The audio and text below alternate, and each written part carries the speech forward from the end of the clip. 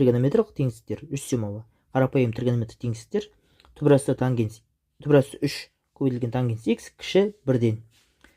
Теңестікті шығару үшін бізде теңістіктің бір жағында тригонометриялық функция, екінші жағында сан болу керек. Бізде түбірасты 3 деген коэффициент кедергі болып тұр. Сондықтан екі жағында сол коэффициентке бөлеміз. Сонда сол жағында тангенс x қалады, ал оң жағында түбірасты 3-ден 1 болады. Оны тағы да түрлендіріп, тангенс x кіші түбірасты 3 бөлінген 3 деп жазуға болады. Так, бұл есеп шығару үшін бірінші тангенс осьін көрсету керек. Тангенс осьі міне, ол вертикаль оське параллель болады. Тангенс осьі. Және түбірасты 3 бөлінген 3 деген мәнді табу. Ол деген бізде оң болады, сондықтан мына нүктеден жоғары орналасады. Любой бір нүктені ала қойып та, сосын координатты басына жүргізейік. Так. Сосын мұқият. Тангенс анықталмайды мына екі нүктеде.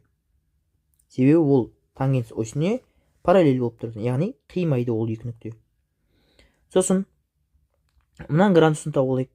Қай кезде тангенс 3-тен түбірасты 3-ке тең болады, яғни 30 градуста. Қайтадан оқимыз. Тангенс x кіші түбірасты 3 бөлінген 3-тен, яғни мына нүктеден төмен орналасады. Онда міне және міне. Біз не жасамадық? Біз мына нүктелерді ішін боялама, боялмайма көрсеткен жоқпыз. Боялмайды, себебі қатаң теңсіздік. Енді нүктелерді анықтайық. Бізде тангенс бірінші және төртінші шелекте анықталады.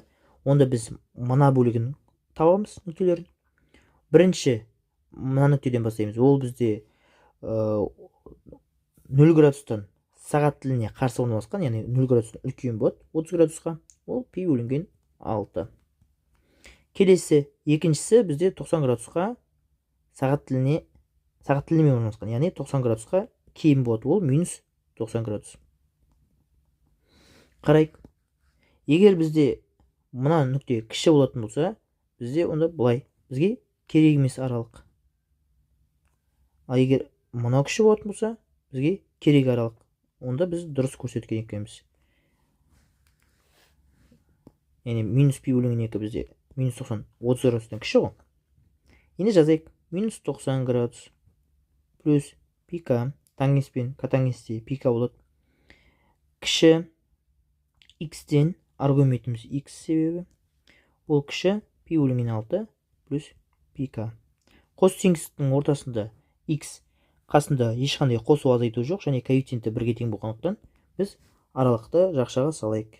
Минус пи бөлінген 2 плюс пика. Нүктелі тұр пи бөлінген 6 плюс пика. Екі жағы да бізде қатаң, яғни екі жағы да жай жақша болады. К тиісті z.